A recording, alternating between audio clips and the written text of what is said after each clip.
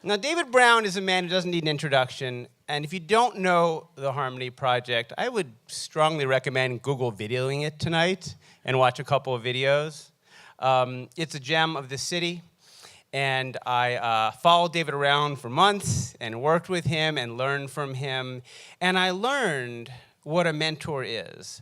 I learned that a mentor can be a mentor to someone twice his age or half his age, or someone who has come from a very vulnerable place, or someone who's grown up and in a very non-vulnerable place. But the way he treated people, and there's a lot of tough love there with David.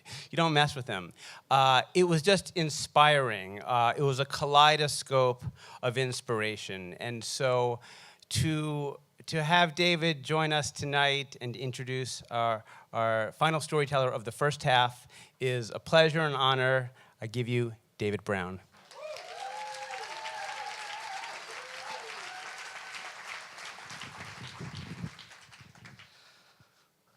Tough past, bright future, Dejon White.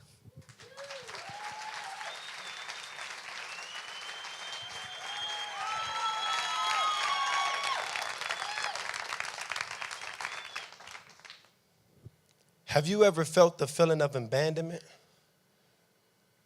The physical pain it does mentally is a feeling some just can't handle, because the thought of being forsaken strikes harder than a bullet, and you just can't take it when you're constantly waiting on something that's never going to arrive.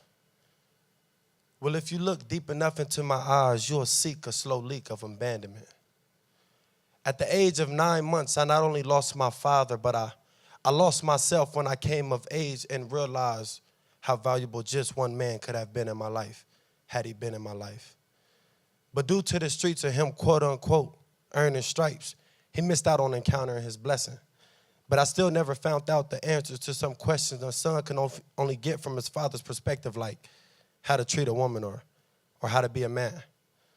So growing up, it was rough when 1 out of every 5 kids had a father, and I was not one of those ones. So I swore in my life if I ever had a son growing up, he would never experience that pain. But sure enough, it was easier said than done. So let me take you guys back a little bit. Since my father wasn't there to answer those questions, the streets did. The streets said never trust a woman, and dog every chance you get. And a real man is the one who ride with his boys and don't snitch. So being obedient to my father, which was the streets, that's exactly what I did. So any girl I ever been with, I cheated on, and anybody ever beef with my guys, I beat it on. And if it came time to do time, that white brick was what I was seated on, because my lips was stitched and my click, I wasn't speaking on them. But in the middle year of 2012, I encountered a girl that later on in my life became the love of my life. But being obedient to my father, which was the streets, all I knew to do with a female was to cheat. So at the beginning of 2013, I got intimate with another female and let one off, but the trick got played on me because she got pregnant. And at first, I really didn't want to accept it, because the girl I was with was perfected, and me leaving her just wasn't even a question until September 27th, when I got arrested for the crime I committed. Then the next month, on the 20th, the baby was born, and I finally admitted he was mine and I did it. But then I cried. I cried tears of abandonment. See, I had a flashback about my past back when I was young and how my father got swept away from my life due to the streets, and then I realized I followed the footsteps of a man I said I would never grow up to be. There I was, October 18th, 2016, living life with regrets.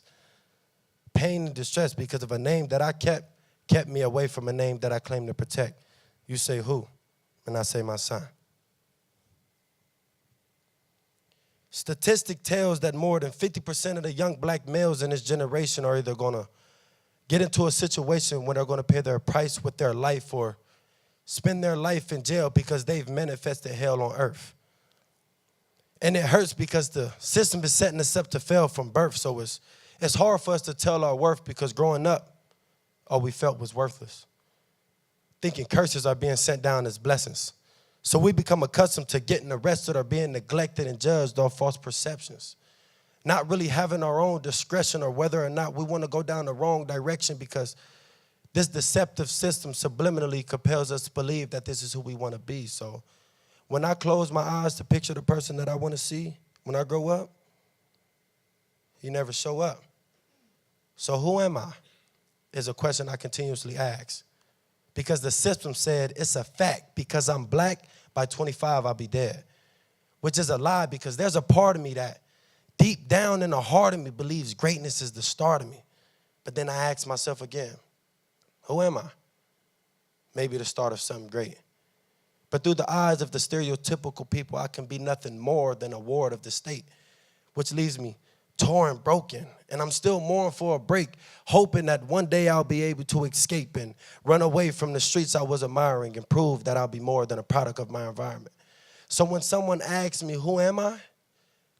I'll simply respond saying, a person that everyone thought that I couldn't be. Because when the system told me that I'll be nothing and the future that lies ahead of me is farther than I can see, I laughed, looked at him, and told him that I'll be something. And the future that lies ahead of me is destined for me to reach.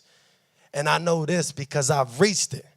And I know I'm not here to preach kids, but to teach us on. So before I go, 3 things that I would like for everyone to know that I teach my son is, 1, no matter what he goes through, to keep on keeping on. Never quit.